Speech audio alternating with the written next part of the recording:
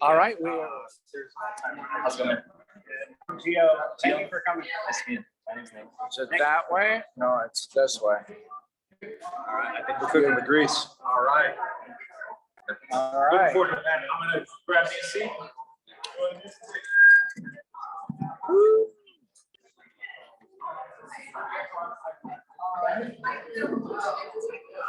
Start off.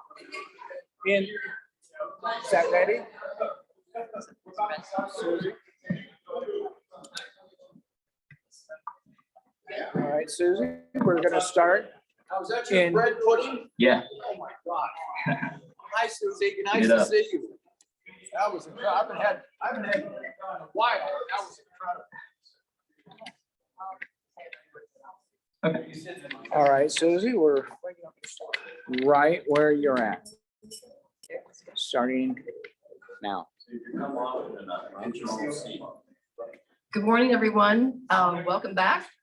Good to be back after Thanksgiving. I don't know about you, but it was great to be off for a little bit, but missed you guys. Looking forward to the class this morning.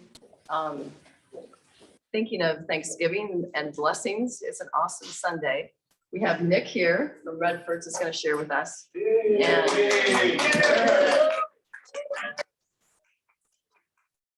his story is amazing. The restaurant was sort of the KUSI banner. That's right. For pivoting and strategically maneuvering around everything COVID to keep your restaurant open, employees working, patrons happy. So he's got quite a story to share with us. It's also a big Sunday in the life of our church. This is Celebration Sunday for the vision of 10-10-10. 10 churches, 10,000 people in 10 years. So a big day for us to be grateful for Skyline and the fact we are at a church that has incredible vision. So let me start. One last thing. Mark has brought his barbecue sauce. And it is for sale, so talk to him after class. He's got some exciting things going on from transitioning from his hobby to a real business with this, so pretty exciting. And we have bread pudding from Rudford's that's back, so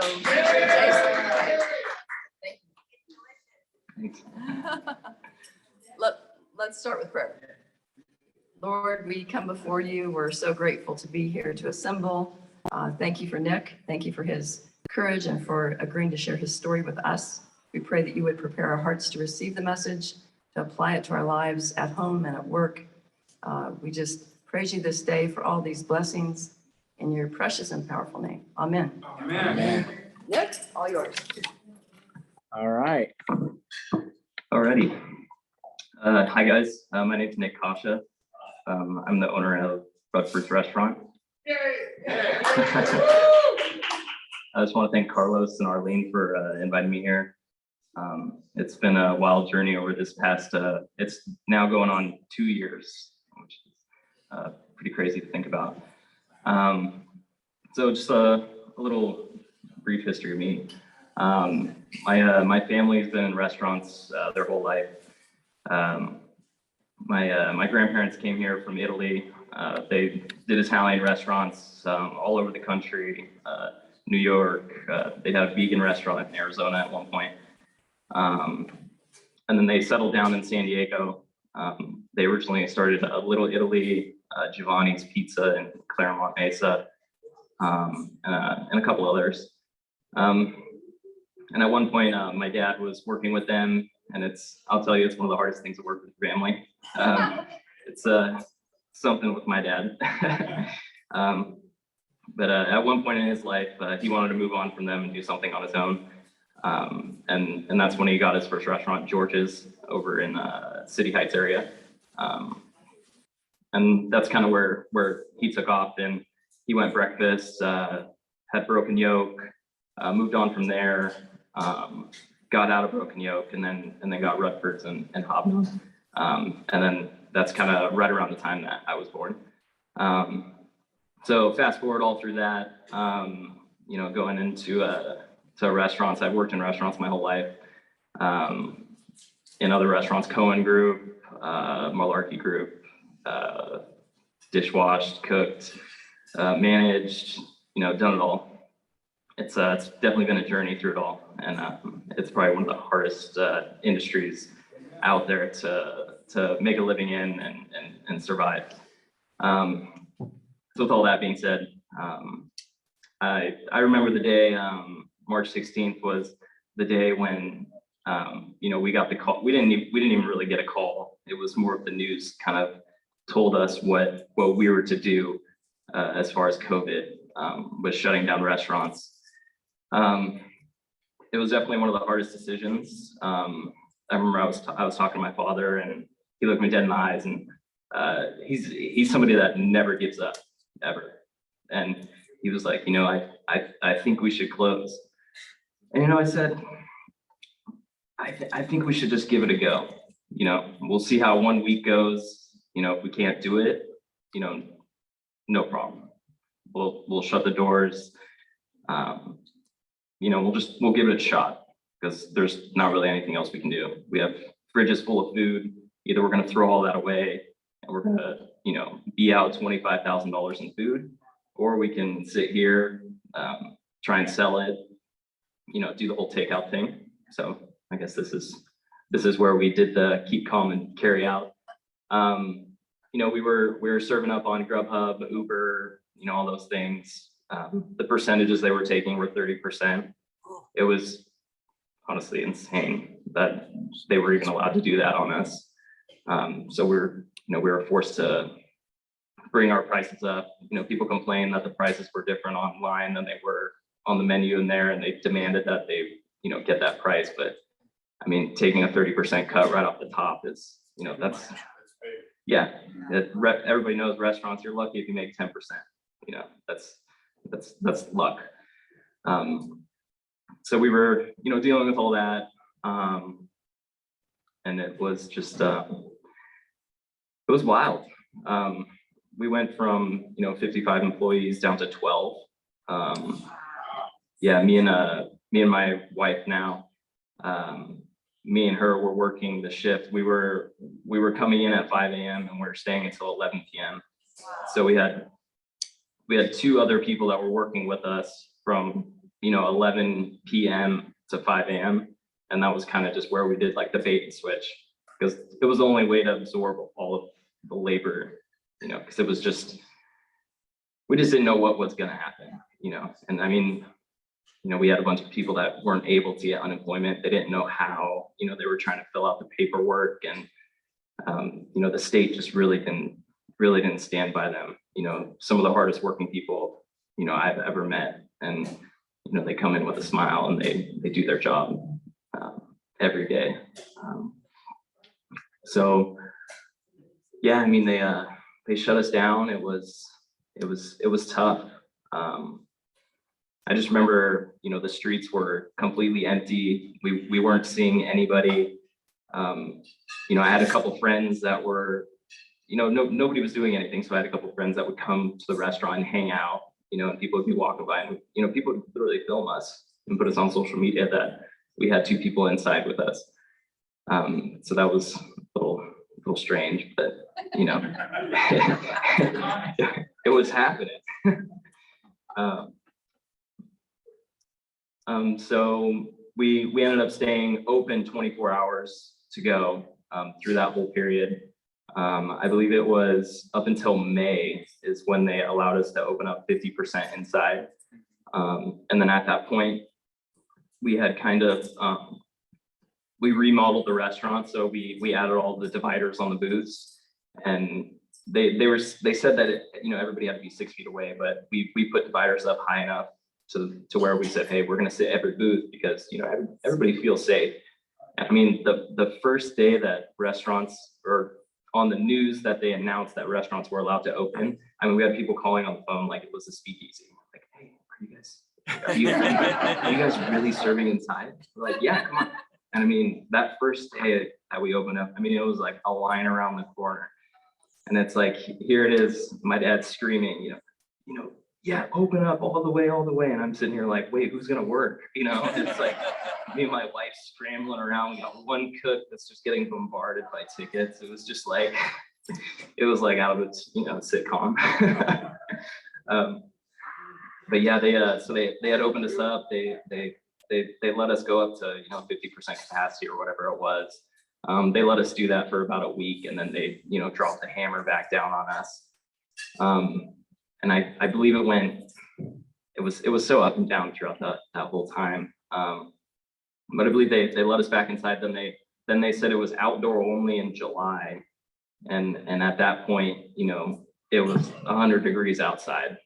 And we're like scrambling then there's shortages on umbrellas, and then the tables, the picnic tables, we're trying to get those built. And I remember when we were allowed to go outside, it was me and my wife again.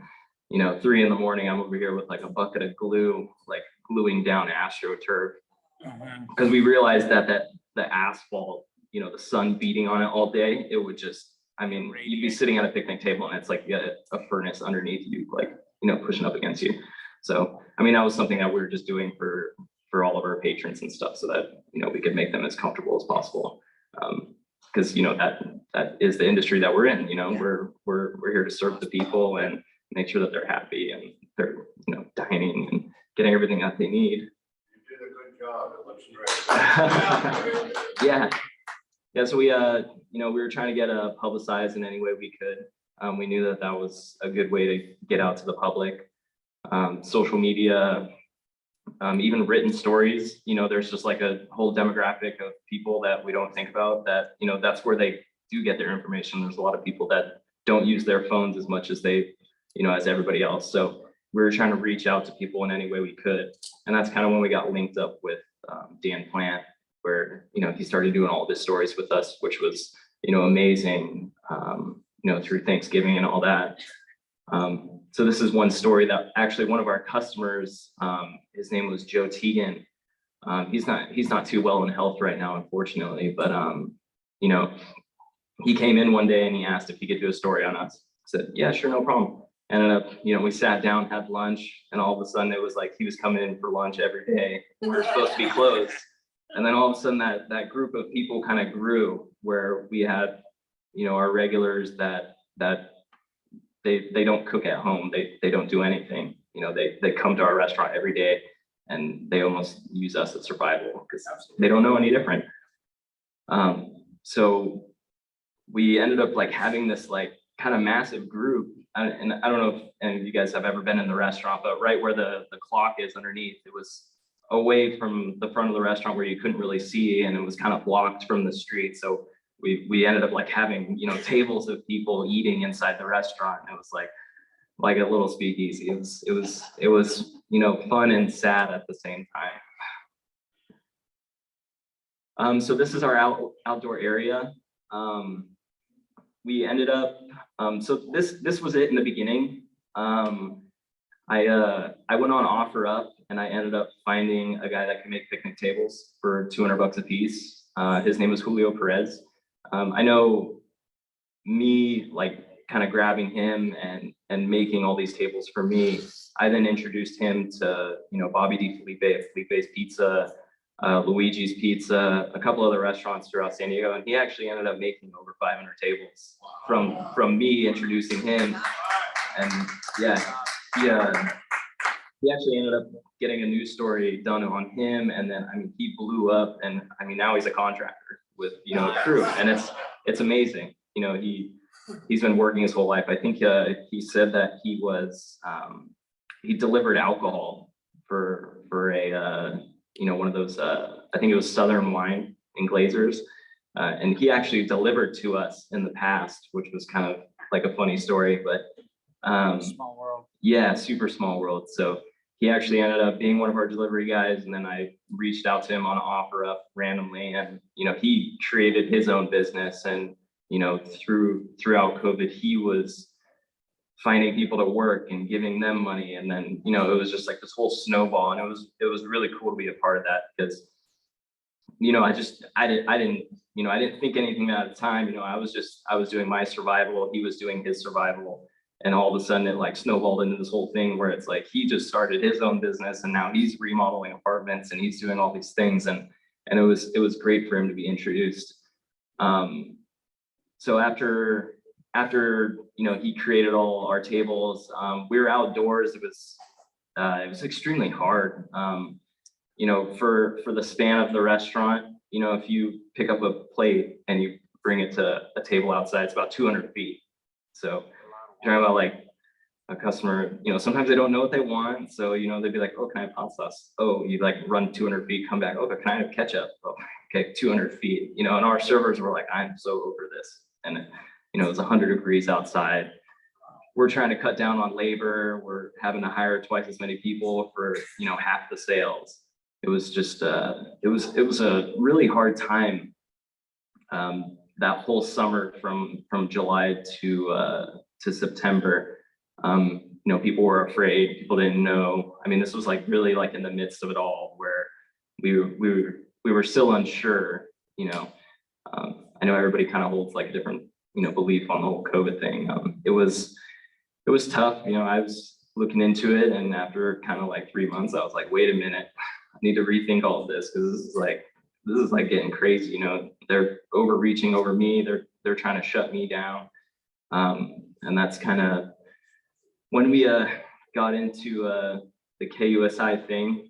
I think I can. Just like hundreds of restaurant owners around San Diego, they have been doing everything right, spending all kinds of money that they don't have to try and do everything right. Yet the government comes along and finds something wrong and shuts them down. Well, that is exactly what happened today. As these guys are talking about doing everything right, a letter comes from the county, and that's where the story begins. For the thousands of people who work in the restaurant business, the year 2020 can't be over fast enough. It has been the toughest year in history, and those who have survived have done so through the generosity of some big-hearted people, especially on Christmas. We had the community showed up. It was awesome. Tons of to-goes. It was a lot like Thanksgiving.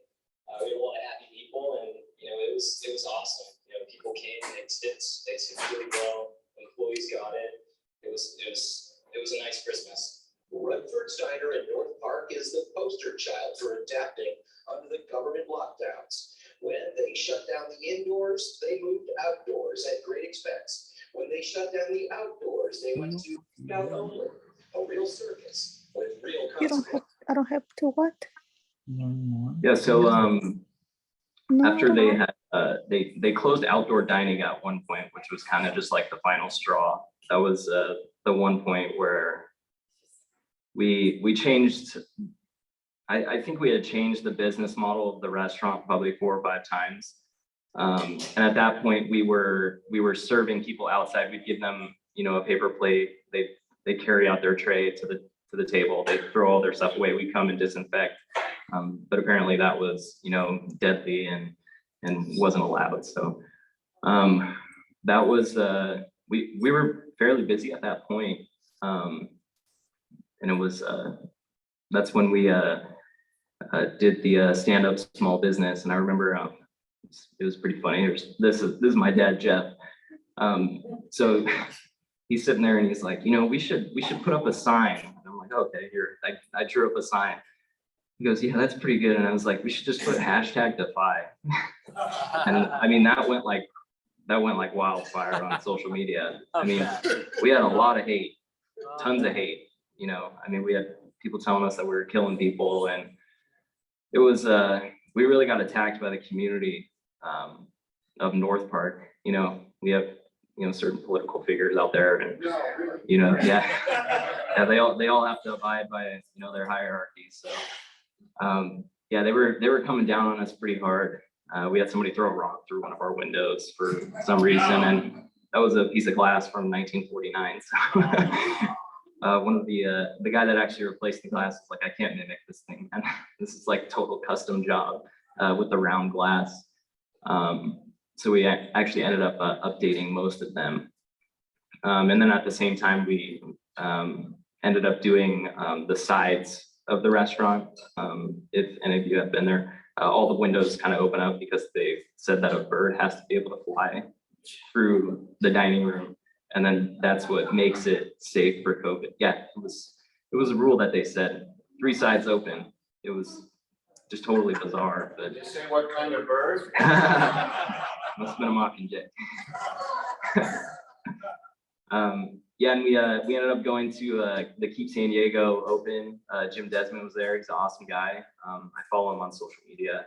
He's really one of the only supervisors that's standing up for small business on a regular basis. He posts some really good content, and he's for us. He's a really cool guy. He's a handshaker. You can talk to him, have a conversation with him. He's a true politician, I guess. So that was down at the city of San Diego. And then this one is, let's see. Kacha is the owner, co-owner. Oh, this one we got the cease and desist. From a lovely moment at the front door, and we're going to talk a little bit about that, what just happened here. All right, so we would like to think that you're not being targeted because you're talking to KUSI, but unfortunately, there's going to be a pattern where somebody talks to us and suddenly the county comes knocking. What happened? They came in, they asked for a manager or owner, and, I was here and she handed me this piece of paper and it's a cease and desist. And, we're abiding by all the rules. We're allowing people to go outside with a to-go box at their own will, sit there, eat it, throw away their own trash, and then we go and we disinfect the table after they leave. It's not anything more simple than that. Yeah, so at that point, they had served us a cease and desist, and I believe it was like a couple days after this, we actually had vice agents show up to the restaurant at midnight. Yeah, the vice agents supposed to be, chasing down drugs and stuff. And I actually had to go.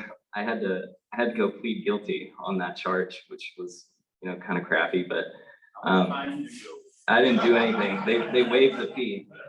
Really, really funny story with Michael Kern. He was the one that he did pro bono. He represented us for free. He was a really good guy. But we had vice agents come in at midnight one night, and we had people eating outside. And we shut down at midnight. We weren't letting people eat out there because it's too hard with staffing. So they come in for vice agents, bulletproof vests, and I'm in here in sandals, basketball shorts, and a hoodie, like. Okay, here, yeah, take my ID. And they wrote me up for aiding and abetting the enemy, which is, it's a old wartime clause that has never been written in its existence. And it was the only thing they could find to pertain to COVID because COVID was the enemy. It was pretty wild. So funny story was, so I had to plead to that. But we're standing there and Michael Kern's in front of the judge and he's like, we have this old wartime clause and we're sitting here in San Diego traffic court right now. There's a kid with a speeding ticket right here, and then you're trying to get this guy for aiding and abetting an enemy. What is happening right now? So that was a good laugh. And we had a couple of the vice agents there, and they didn't want to do it. They were forced to do it.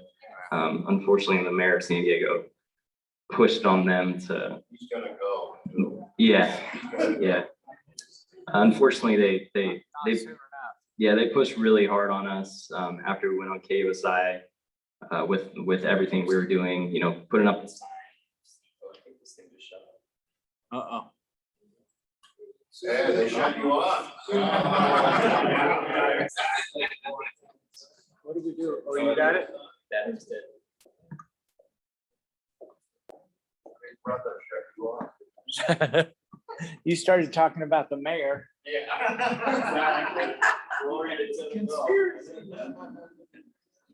Oops, okay. Can you hear me?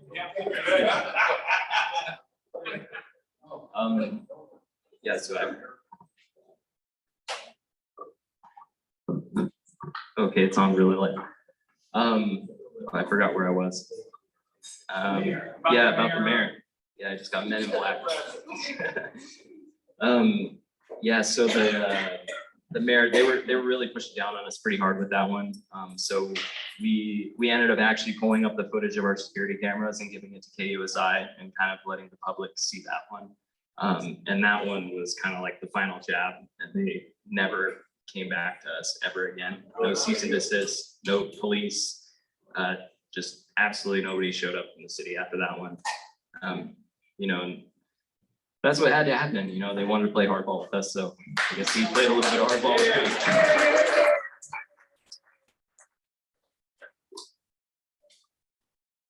These are some of our staff. This is Alfredo. He's been there for, God, I think like 45 years. Wow. Yeah, he's a really funny guy. I think he's out of his mind, but he's a great guy. And we got Kevin. He works for you, right? We had Kevin. He was one of our new hires through COVID. He had never had a job before, but he was one of the only people coming for jobs because they couldn't get unemployment. So it was really great for him to come and get his first job, and he's doing fantastic now. Yeah, I mean that's what it's all about. We have Ernesto here. He's been working for us for 25 years. Long time. He's kind of the next one up to take over head chef. The head chef's been there for about 50 years. So he started when he was about 16. And he's been through us the whole way. So he knows the menu. Yeah, he created it. And then this is Miguel. He's a busboy. He's been there for 35 years. Yeah, really great guy. And that's what we've tried to do this whole time. My apologies.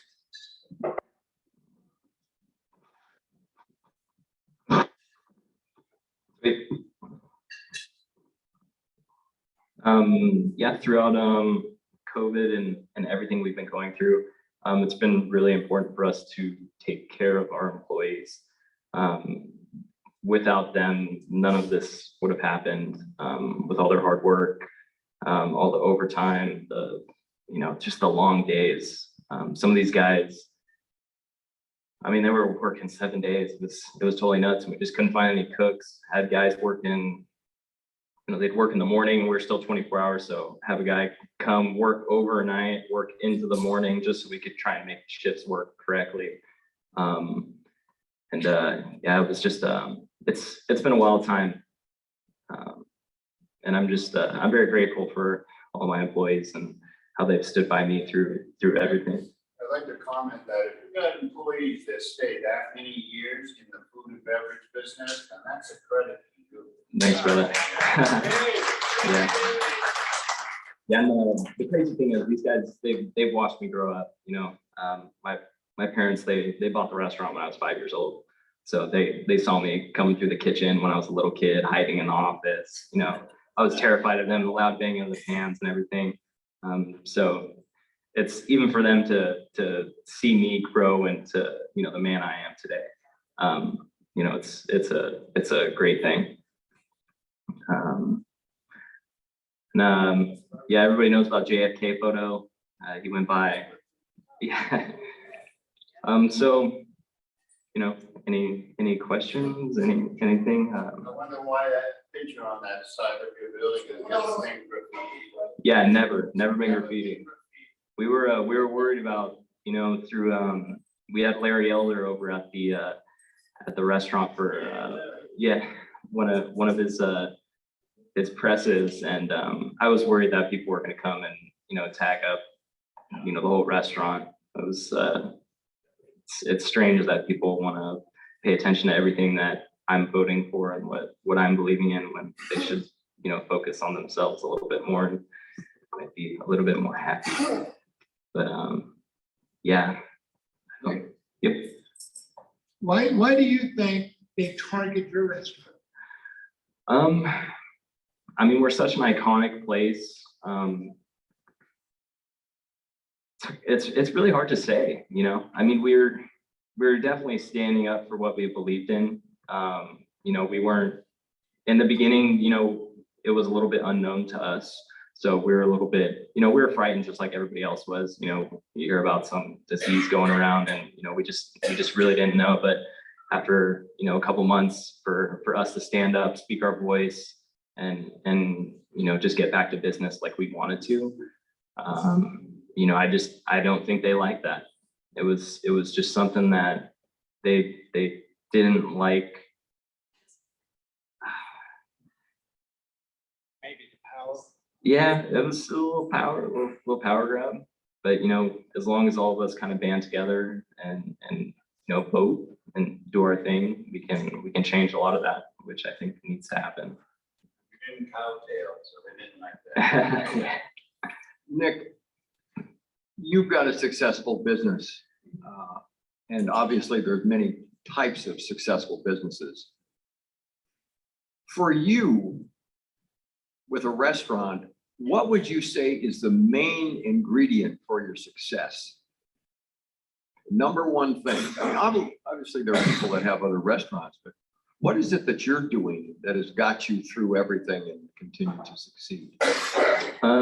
You know, I have a couple friends that own restaurants, and they are successful because they're present in time in the restaurant, working side by side with their employees. They're communicating with their employees. You know, if you're working in, you know, some chain restaurant, I like to say you're just an ant in the pile. You know, you're not anybody. You're just another body in there, and you know they'll replace you in a second. If somebody comes through the door, they automatically hire them. You know, we had points where it was almost like we had to hire people, and we didn't want to. You know, because we know that they didn't fit specifically for what we're looking for, and we're kind of still dealing with that currently.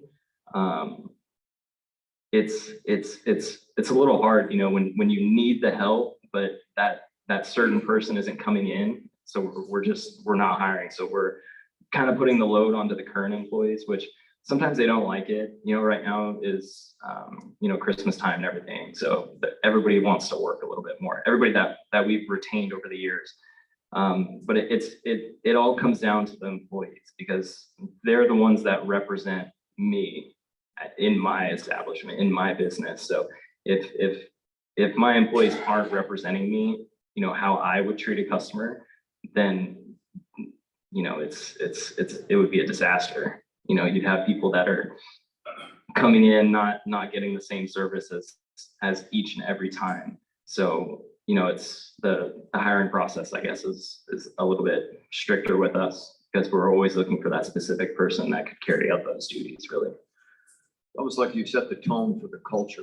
Yeah. You need people to continue on in that same culture. Yeah. So and normally, you know, when we're looking for people, you know, some people are stuck in their ways. So sometimes it's really hard to, you know, teach an old dog new tricks. So you know, we try and find them young, you know, so we can kind of mold them and, you know, show them our way. And really, you know, even some of the new cooks that we're bringing in, you know, they come through the door and there's this energy, you know, they're working hand in hand with the front of the house. Whereas other restaurants, you know, a lot of line cooks are just, you know, you're pushed into the kitchen and then it's just, you know, silence. That's just, you just sitting there where everybody's kind of like one big family, which is super important. Nick, I want to build on what this gentleman brought up. I grew up in an auto repair business, working for my dad my whole life. And then suddenly, you know, but I pretty much ran it. He had arthritis, and so I pretty much ran it, but he still was a boss, and he was signing the checks and everything. And then he passed away suddenly. And then all of a sudden now it's mine. And so during those times, and I wondered if you could relate to this a little bit, you know, I had kind of my own ideas that were, you know, the basic ones were good foundation. But I had kind of my own ideas about, you know, what would happen if I was running it and all that. And so I was just wondering if there's been any struggle with you, if you had that too, that trying to get, you know, the employees that were working for your dad. Now, you know, you're the one in charge now, Mm-hmm. and maybe you're applying some of your ideas that might, you know, change over, you know, time a little bit. And if there was any challenge from the employees to, hey, your dad, you know, always did it this way, and Yeah. what's going did you have any of that a little bit? You know, my dad's a little bit more of a spearhead, extremely old school. You know, he's I could probably tell through the times as we're like kind of transitioning. Even when he was younger, he was involved working in the restaurants. And then, you know, as he gets older, you know, you try and find people to fill those voids, and then, you know, you step away from the business. So I think it was kind of like, I wouldn't say tapering off, you know, where he was trying to, you know, grow a little bit older and step away. But I think right at that point is kind of when I stepped in and started taking over. So that was about 9 years ago. So I was 21 when I started that. So we had always had like previous managers and stuff, and you know, they were doing it their way. And my dad, of course, was trying to like live his life on the side. So I think it was like a lot more of like a breath of fresh air more when I took over, because you know, I came into the restaurant and I was serving, you know, side by side with everybody, working with the kitchen, you know, face to face. So at that point, when I took over management, I was still serving on the floor. So I was very much involved with you know, the inner workings of the restaurant. And then on the other end, I was, you know, trying to implement my ideas, you know, make food better, you know, not go cheaper. You know, I wasn't all about the margin. So I think it was a good time when he kind of like passed the torch to me, where not exactly he was getting burnt out, but he was, you know, he wanted to move on and you know, as you get older, you know, you want to relax and you want to, you know, live your life and just enjoy it. So I think when I came in, that was like the perfect little transition period. So your employees acclimated well to you. Yeah, correct. Yeah, sorry, I was like beating around the bush on that one. Yeah. If I could respond on the question that the gentleman up front had, and my mind was on, since I own a business for a long time like yourself, is loyalty. You're loyal to your business and you're dedicated to it, and you're service oriented, and you have faith in what you're doing. Those are the four things that have to happen in order for you to maintain that type of integrity through your business. And the other one is why did they pick you? Why did they pick you? And I think the answer is because it's a place where people congregate. And the reason is the virus was totally against that. They didn't want places that congregated, and because of that, they isolated you because they gave them a reference to go to bring in the news media to attack you. Yeah, I mean, I was talking to somebody earlier about it. I mean, you know, the restaurant industry, we're probably the largest percentage of jobs in California. And we all know that, you know, California's GDP is insane. You know, I think we're like, what, 25% of the US is all coming out of California. So if you really want to shut down half of the jobs in California automatically just by taking out restaurants, I mean, that's how you really, I mean, you're shutting down, you know, 12.5% of the actual country itself, which, you know, when you're looking at those figures, which is pretty wild. But yeah, I think they really focused in on restaurants in particular. You know, office jobs, you know, they said, okay, go stay at home and, you know, do your thing. And that's all everybody's really doing now. We never shut our doors down from day one. Yeah. Never. We locked the front door, that shut it down. But when people would come, we would open it up, but we were selective in who we had. Yeah, we actually didn't have a lock on our front door. I had to put one on because I was worried we were gonna have to shut down. JM lock. I remember I called him. He's like, you know, I'm terrified. I'm like, I need a lock on my front door, man. So that was pretty funny. Nick, I'd like to compliment you on all you did during the pandemic struggle there.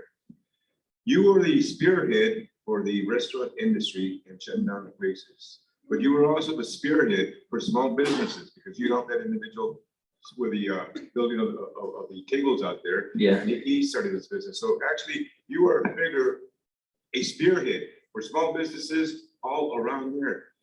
You've gotten yourself a good network now. Have you thought about getting into politics and running against perhaps a mayor? Somebody that you've got the knowledge, you've got the experience to keep it going, and all these other people are just laying down. I'd like to invite you to the South Bay Community Conservatives groups, and we'd like to talk about you getting into politics. I mean, I guess I'd give it a shot. I don't know. I know my grandma was telling me I should do it. She's like, you should take over North Park. Yeah. Yeah. We'll talk more. I'll get your number. It'll be fun. We're gonna wrap it up here. if you'd like to come up and. Any last questions? Susie, I've got something. Since we have the group, and again, I want to thank you, Nick, for everything you did. But since I've got a group of august entrepreneurs, I want to put the word out. I'm expanding my business. One of the things we do is I publish a national magazine. And I can't be the only sales guy anymore. So I'm looking for someone who would like to start selling ads for the magazine. If you know of anybody, I'd be happy to train them. I just need somebody who's got a good work ethic and is articulate and wants to learn a new business. Thank you. Thank you. Thanks so much for being here. It was Nick. absolutely fantastic.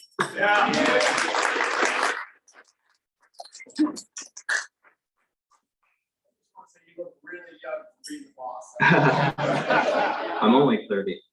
My birthday's on Christmas, turned 31. Well, in closing, I'm gonna vote for you. So you talk. JJ? Nick, what is the secret of the Rudford bread pudding? That's in the ball. It's definitely the nutmeg and the cinnamon. I was there for Thanksgiving. You did a fantastic job. We appreciate your time, and we just want to say thank you very much for supporting this group and for coming to educate us about your story. Thank you. Yeah, thanks.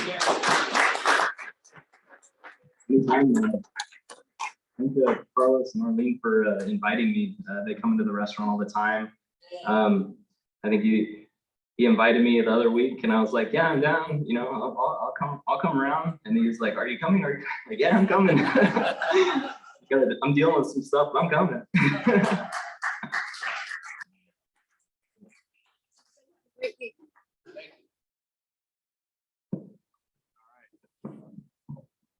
Thank you, everybody, for coming. I